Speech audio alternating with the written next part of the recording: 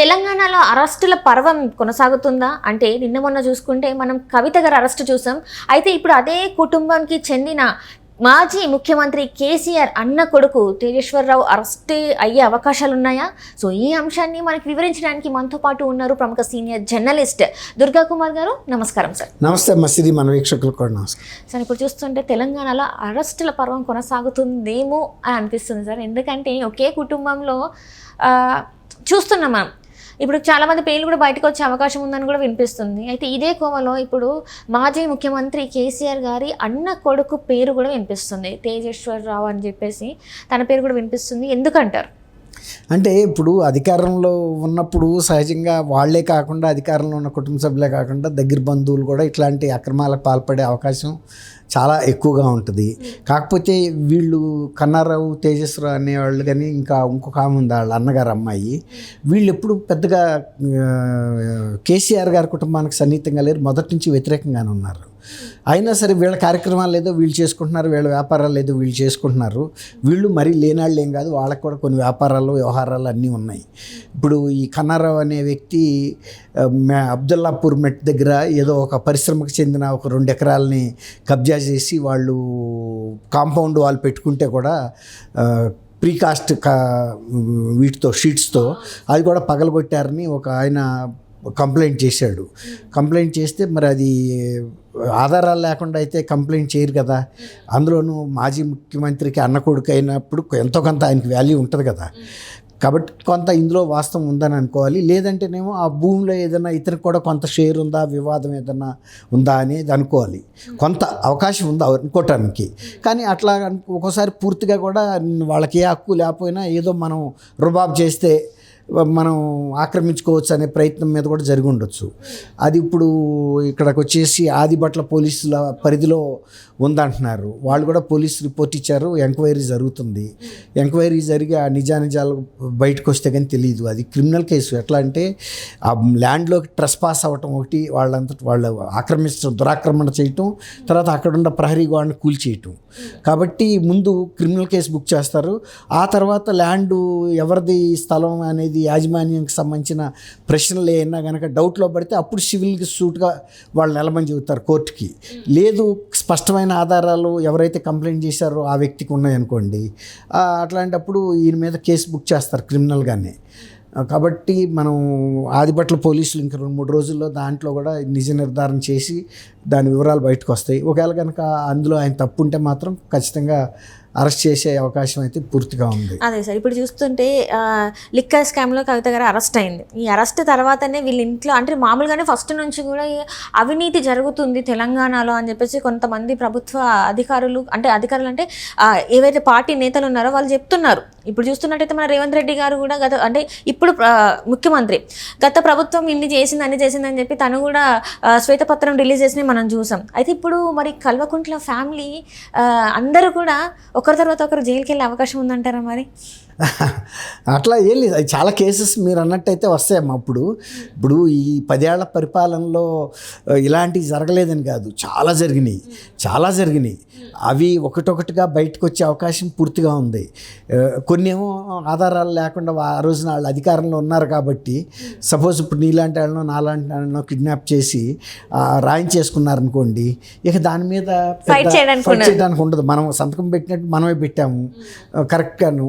తర్వాత వాళ్ళు డబ్బు చెల్లించినట్టుగా ఏదైతే అఫీషియల్ పేమెంట్ ఉంటుందో అది వాళ్ళ డిమాండ్ డ్రాఫ్ట్ మన బ్యాంక్ అకౌంట్లో డబ్బులు వేసేస్తారు, డబ్బులు కనబడుతున్నాయి.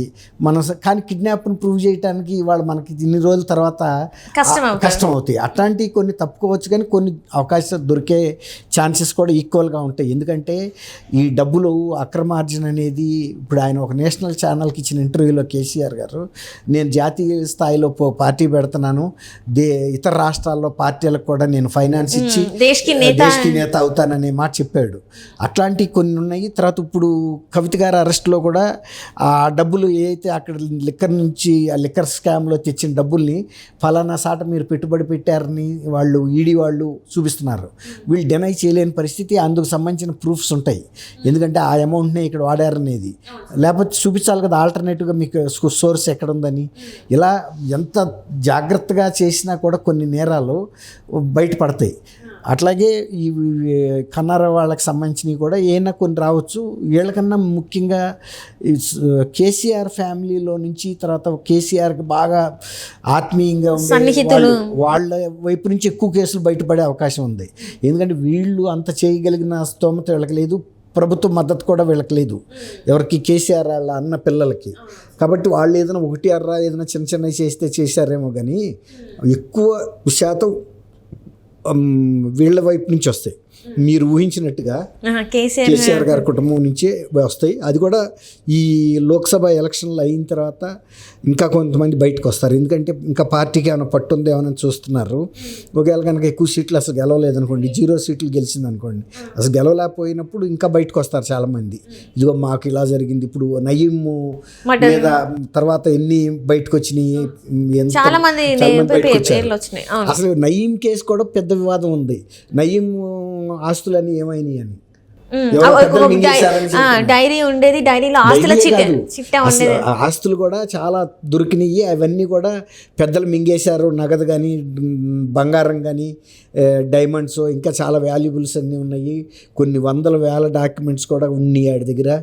అప్పుడు సీజ్ చేశారు. అవన్నీ కూడా సర్దేసుకున్నారని వాళ్ళ కుటుంబానికి అయితే వెళ్ళాలి, నయీం కుటుంబానికి. అది మరి పోలీస్ ఆఫీసర్స్ తీసేసుకున్నారా, లేకపోతే మంత్రులా, లేకపోతే ఇంకా పెద్దవాళ్ళు ఎవరన్నా తీసేసుకున్నారా అనే వివాదం కూడా, అనుమానాలు కూడా ప్రజల్లో చాలా. అంటే ఈ రోజు కూడా అది బయటపడలా. ఇప్పుడు ఏదైనా రేపు ఏదన్నా మళ్ళీ దాన్ని ఫ్రెష్గా దర్యాప్తు చేసి అసలు రైడ్ అయినప్పుడు ఏం దొరికినాయి ఏంటి అనేది బయటికి తీస్తే కానీ ఇవన్నీ కూడా రావు. తర్వాత బినామీలుగా ఎవరు మార్చేసుకున్నారో అతని ఆస్తులను అన్న ప్రూఫ్లు కూడా దొరకాలి. బినామీగా మార్చిన అంతకుముందు నయీం పేరు మీద ఉన్నాయనుకోండి, తెలిసిపోతుంది, అక్కడ తెలుస్తుంది. అట్లా కొన్ని క్లూస్ దొరికే అవకాశం. అంటే ఇప్పుడు చూస్తున్నట్టయితే సార్, ఇప్పటికే లిక్కర్ స్కామ్లో కవిత గారు అరెస్ట్ అయ్యారు. అంటే మనం నిన్న కూడా విన్నాం ఏంటంటే కవిత గారి హస్బెండ్ పేరు కూడా వినిపించింది, అరెస్ట్ అవ్వబోతున్నారు అని చెప్పేసి. దాని తర్వాత ఇంకా కేటీఆర్ పేరు కూడా వినిపించింది, ఆ తర్వాత హరీష్ రావు గారి పేరు కూడా వినిపించింది. సో నిజంగానే వీళ్ళ ఫ్యామిలీ అంటే చాలామంది ఏంటంటే కుటుంబ పాలన చేసి తెలంగాణని దోచుకున్నారు, 1000 కోట్ల ఆస్తులు దండుకున్నారు అని చెప్పేసి అయితే వార్తలు ఉన్నాయి. అందులో వాస్తవం ఉందంటారా లేదంటారా అసలు? మరి ఇప్పుడు వాళ్ళు ఓడిపోవటానికి కూడా కారణం అదే కదమ్మా. వాళ్ళ మంచి పరిపాలనే ఉండి ప్రజలకి కనుక వాళ్ళ మీద సదభిప్రాయం ఉంటే ఓడిపోవాల్సిన అవసరం లేదు కదా. తెలంగాణ తెచ్చింది కేసీఆర్ అనే దాంట్లో వివాదం అయితే లేదు కదా. మరి చేశాడు, అయినా ఓడిపోయాడు అంటే పరిపాలన సరిగ్గా లేదనే కదా. అంటే ప్రజల మధ్యలోకి రాలేదు, ప్రజల అవసరాలు తీర్చలేదు, అభివృద్ధికి అంటే ఏదైనా కష్టం ఉంది అంటే ప్రజల్ని కలవలేదు అసలు. అది అట్లా ఉండి అది కాకుండా కూడా వీళ్ళే ఆస్తులు, అక్రమ ఆస్తులు సంపాదించుకున్నారు తప్ప ప్రజలకు మేలు జరగలేదు అనేది కూడా ఉంది. అట్లా ఇప్పుడు ఆమె అంతకుముందు రెంటెడ్ ఇంట్లో ఉండేది, పెద్ద ప్యాలెస్కి అధిపతి, ఆమె పెట్టుకునే వాచే 40 లక్షలు ఎంతో ఉందని అంటున్నారు. అంటే ఇవన్నీ కూడా కనపడుతున్నాయి కదా కొన్ని. ఇప్పుడు విజిబుల్గా కంటికి కనపడే ఆస్తులు, తర్వాత స్వయంగా కేసీఆర్ గారికి ఈ ఫామ్ హౌస్ ఇవన్నీ ఎట్లా వచ్చినాయి అనేది, ఇంత లగ్జరీ ఎలా వచ్చిందని కూడా అడుగుతున్నారు కదా. గతంలో పార్టీ పెట్టినప్పుడు పార్టీ ఉద్యమం నడపడానికే ఆయన దగ్గర డబ్బులు ఈటెలా హెల్ప్ చేశాడని చెబుతున్నాడు. ఆ మాట వాస్తవానికి టీఆర్ఎస్ నాయకులు కూడా ఒప్పుకుంటున్నారు, బీఆర్ఎస్ నాయకులు. అట్లా ఇవన్నీ కూడా కాలక్రమేణా బయటకు వస్తాయమ్మా.